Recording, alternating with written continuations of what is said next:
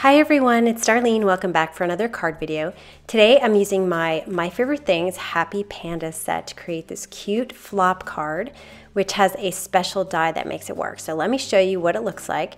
So you can see I've got a panda on the front, and you can open the top and you can see the next panda that's sort of partially showing on the front inside.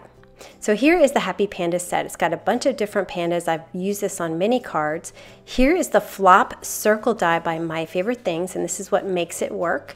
And then I have the Bearware set by Ellen Hudson, which I find these little accessories work on a lot of different stamp sets. I'm going to start with a piece of Nina Solar White cardstock cut to 4 1/4 by 8 1/2. It's a little larger than I need, but I'm just going to cut it back later. I'm marking the halfway point at 4 1/4 on one side, 4 1/4 on the other, and then I'll turn it in the other direction and mark it the midpoint here, which is going to be 2 1/8. And I made it a little higher than the other guideline points because it's the circle part. So what I'm going to do is take my die and I'm going to line it up on all 3 of those marks and run it through my Big Shot.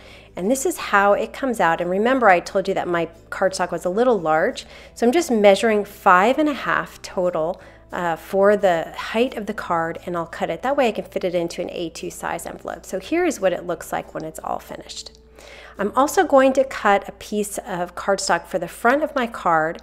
This is Green Apple by Simon Says Stamp, and I'm just positioning it just below the edge of the white cardstock so that I know exactly where to place that circle. It's longer than I need, but I'm just going to cut it back later.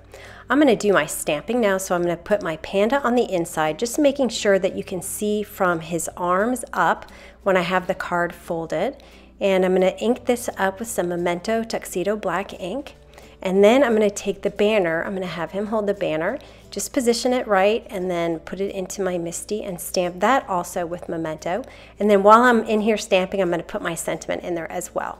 For the Happy Birthday, I'm going to stamp it with Green Leaf by Simon Says Stamp, and it fits right there inside the banner. So I want to cut this to the right side, so I'm just going to lay it on top of my card base. And once I get it positioned, I'm going to mark where it needs to end, and then I'll just run it through my trimmer. So now I have it at the right size. I wanted to add a little bit of greenery just to kind of cut down on some of the white space. So these 2 leaves come with the Happy Panda set, and I'm going to use Green Leaf and Green Apple by Simon Says Stamp. And I'm going to use one leaf in one color, the other leaf in the other color. So you can see I'm just filling in the gaps with the lighter one, and I'm overlapping them quite a bit. I'm really not too concerned about it. I just want to make sure that they all come from off the edge of the cardstock. And then just to have a consistent design between the sides and the top, I'm going to also add these leaves coming down on my Green Apple cardstock. I felt that there was a little too much contrast between the green and the white, so I just took a sponge dauber and the Green Apple ink, and I just sponged around the edge of the cardstock just so it looked like these leaves were coming from something bigger. I have another panda, and I'm going to stamp that, as well as the hat and the cupcake from the Ellen Hudson set. And I'm going to color these with Copic markers really quickly. It's the same way I always color my pandas, which is W1 all along the edge, and then I just blend it out with a 0, which kind of pushes that W1 toward the edge. And while I'm doing this panda, I might as well do the other one. I'm going to color this guy the same way with the W1 on the edge, and then use my 0 to blend it out. Right now my panda appears to be floating, so I want to ground him with some grass. I always take my dark color YG17 and then I fill it in with the YG25, and I'm just flicking upward. For the hat, I'm just going to use 2 colors, the BG13 on the outside and the BG11 on the inside, blending those 2 colors together. And then the cupcake is RV13 and 14, which are pretty close in color, but it's such a small area. And then for the cupcake wrapper, I'm just going to quickly color this with E43 and E44. So I do E44 on the left and then fill in the rest with the E43. So I'll cut these out, and I just wanted you to notice that I cut the pom-pom off the hat, but I'm going to add it back later.